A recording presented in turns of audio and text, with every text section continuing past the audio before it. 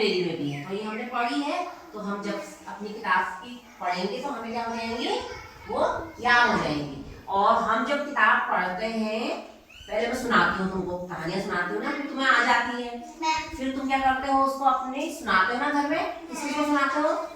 हाँ हाँ, पापा को सुनाते हो, अपने दोस्तों को सुनाते हो, भाई बहनों को सुनाते हो ना।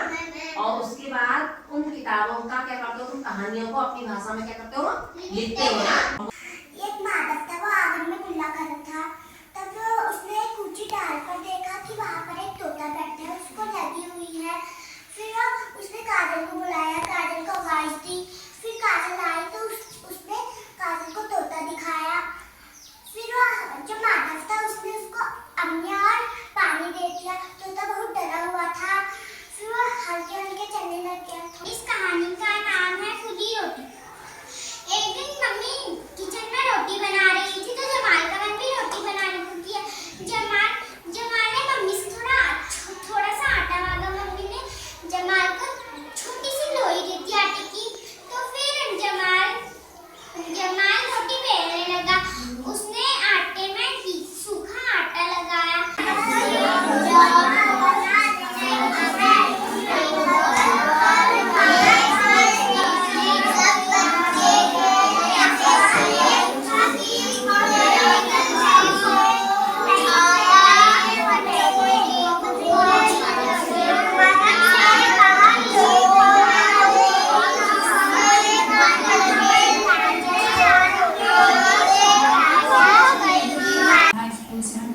ले जाते हैं लाइब्रेरी से, किताबें ले जाके हम पढ़ाई पढ़ते हैं, फिर बच्चों को पढ़ाते हैं घर में।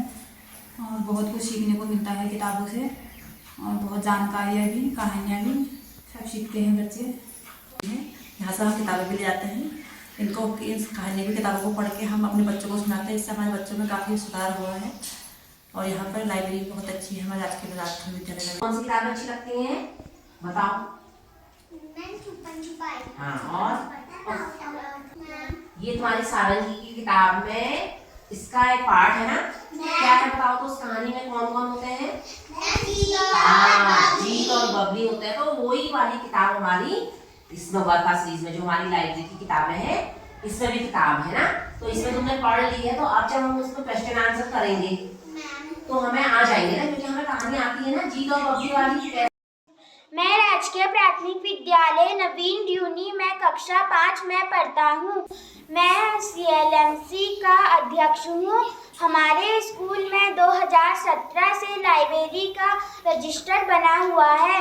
मैं सभी बच्चों को अलग अलग स्तर की किताबें देता हूँ और उन सभी माता पिताओं को अलग अलग किताबें देता हूँ और उनके साइन करवाता हूँ।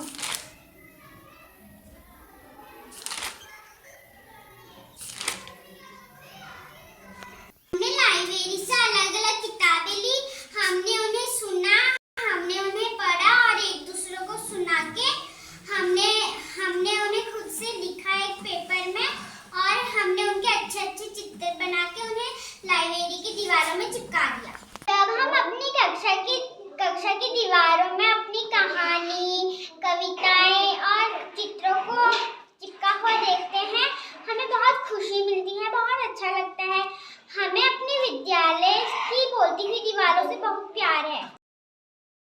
छोटा सा एक कोना था, उसको मैंने लाइब्रेरी का रूप देने की कोशिश करी। तो उसमें एक SMC बैठक में मैंने अभिभावकों से यही बोला कि मेरे पास अगर फर्नीचर तो पर्याप्त है पर रैक नहीं है। तो पैसे से वो कारपेंटर थे, तो उन्होंने कहा कि मैं 25 फीट का जो रैक है डबल साइड, वो मैं यहाँ पर बनवा दूंगा। तो उनके सहयोग से तो वहाँ पर एक रैक में वहाँ पर दे पाई, और जिससे कि एक लाइब्रेरी को जीवंत रूप में यहाँ पर पिरोया गया, पुस्तकें यहाँ पर लगाई गई और बच्चे वहाँ पर बैठ के पढ़ सके।